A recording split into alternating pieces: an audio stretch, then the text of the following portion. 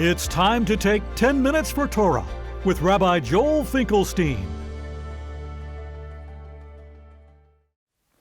Welcome to our discussion of Parashat Vaychanan, Shabbos of Faith. If we're looking at the second version of the Ten Commandments found in Devarim, found in Vaychanan, this Parsha, we discover that there are two phrases that are very surprising that appear in these commandments. He says, remember the Sabbath, or guard the Sabbath, Shamor Yom Shabbat, as God commanded you. As God commanded you. We're talking, this is the Ten Commandments. We don't need footnotes here. Oh, if you want to know, He commanded you, look over there. The whole thing is being repeated. Of course it's as God commanded. The Ten Commandments are being repeated by Moshe as he's about to die to remind the new generation who weren't at Mount Sinai what the Ten Commandments were from Mount Sinai, to have that new experience hearing from the Rebbe.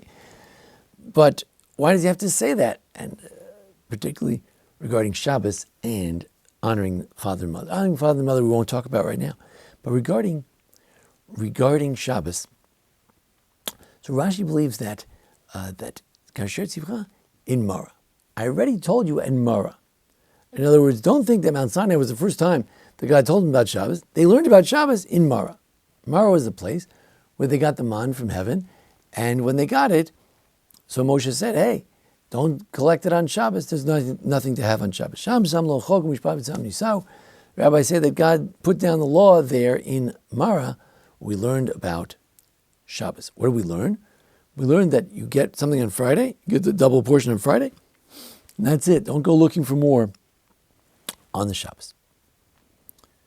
This idea that you should be mistapek muat, that you should be satisfied with what you have and not go further, is one of the main lessons of the man. In other words, when the Torah tells us to go back to man, to hark back to man, it's telling us about the main lesson of the man, not just the Shabbos lesson, but the whole lesson of man was that you get your daily portion, and that's what you get. You don't get more. That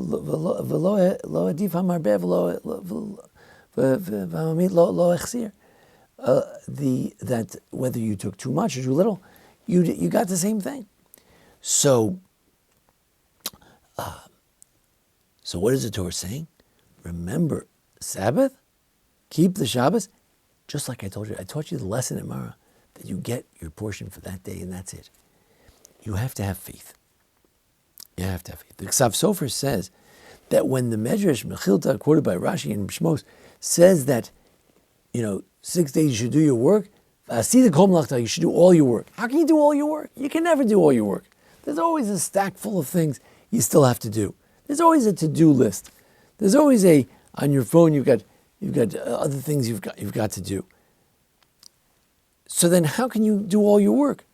So it's ke'ilu. You have to think in your mind, it's as if I'm done. And says the Ksav Sofer, if you don't do that, what's going to happen? You're going to come Shabbos and you won't be able to enjoy it. You'll be thinking, how could I be enjoying Shabbos? I've got to call this guy. I've got to make an email to that guy. I've got to write a report about this. I've got to do that.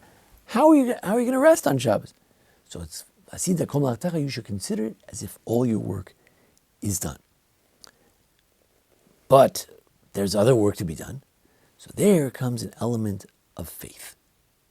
The element of faith. So to understand the element of faith in Shabbos, we need to look at the Gemara in Beitza, Daf Tesvav Beis, where the Reb Elazar Reb Shimon says that it's as if God says to the Jewish people, "Levu alai v'kidshu kedushas hayom v'aminu bi v'ani poreh." You believe in me and make it a holy day, and we trust in me, and I will pay. In other words, if you need to borrow money in order to pay for Shabbos, don't worry, I'll pay you back. God is the guarantor of the money of Shabbos. So there's an element of great faith over there. Now, Tosfos asks a question. He says, really? Rabbi Akiva says in the Gemara in Psachim 1:12a, he says that Aseh Shabbat Chachol Al Tistarach Labrios. If you don't have enough money, then just don't eat much for Shabbos. Have a little cup of some broth, some chicken fat or something, and that's it for the whole Shabbos. Rather than putting yourself out in the community for charity. So what do you mean? Over here it says you should borrow money. Why should you put yourself out for charity? Borrow money. So what do you mean? How can I borrow money? I'm already in debt like this. How am I going to put myself in more debt? So Tosfos says, when do we say that you shouldn't borrow? That's if you don't have anybody. You don't have anybody. He seems to say if you don't have any way to pay back, but that's the whole question. The Vilna Gaon says, no, he means if you don't have anybody to borrow from.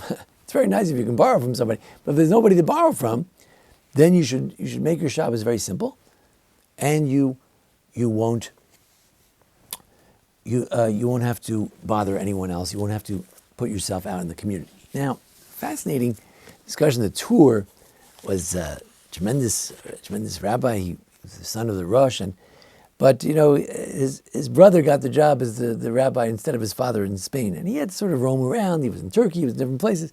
His life wasn't so great.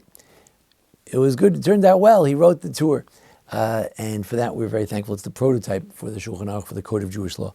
But this Rabbi Yaakov Baal Turim says, a lot of times I was asati v'natati b'davar l'fnei avi Adoni Zal.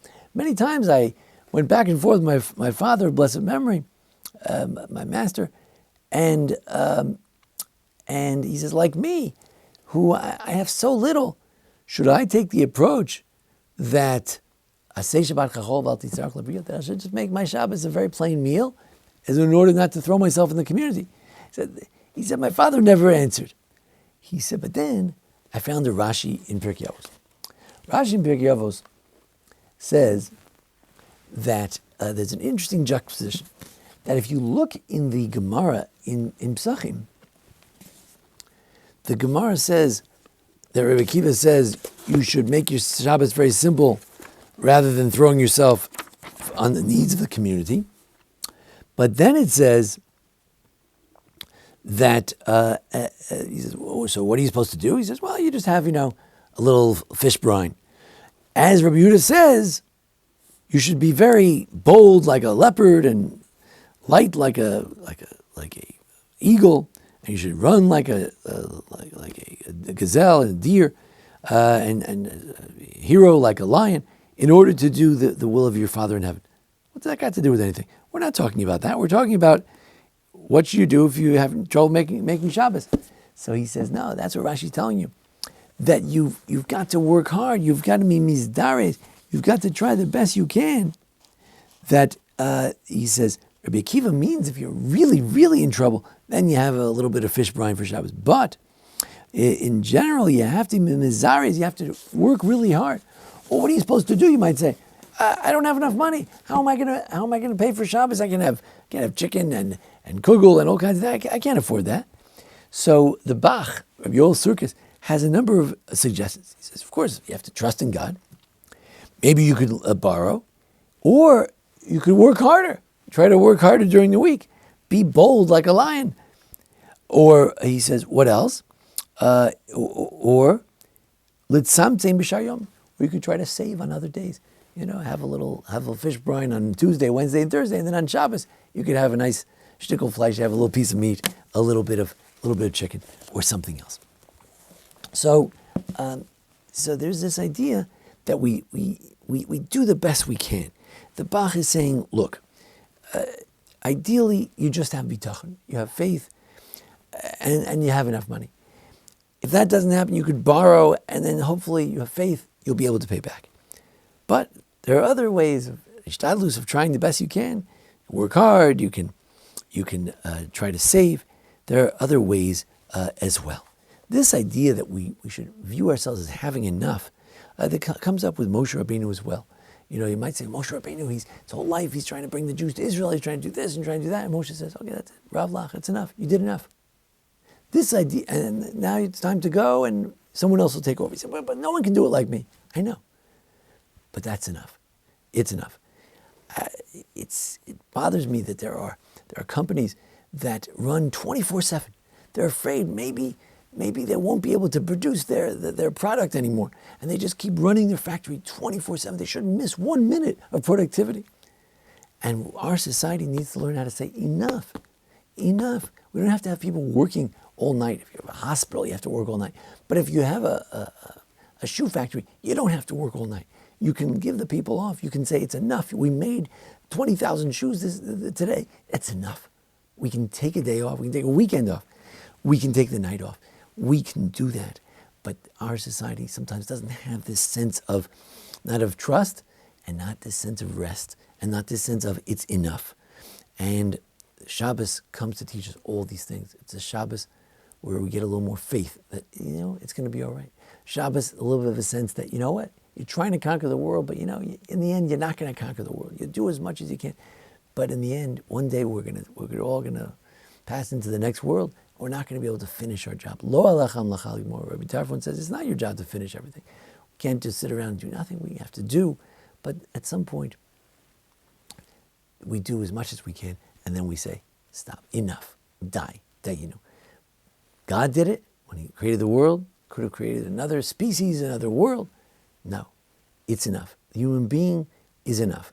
Our lives, or whatever we have, it's enough. Hopefully we have enough so we can have a decent Shabbos, if not even a half decent Shabbos, and if not, we can just try to enjoy whatever we have so that we can truly say, Aneg al Hashem, to rejoice with God, rejoice in that sense that I have faith in God, and that itself is enough. That faith, that should carry me. That should be my greatest oneg, my greatest strength. Chedvat Hashem hi ma'uzchem. The strength in God, says the Gemara in Beitza, that is our greatest strength. That's our greatest joy on Shabbos. Thank you for joining us here at the Baron Hirsch Congregation, and join us each week for a discussion of the various holidays in Parsha. And thanks to Jason Lefkowitz, our producer, and thanks to Cindy and Joe Weinstein for sponsoring today's webcast. Thank you. This has been 10 Minutes for Torah with Rabbi Joel Finkelstein.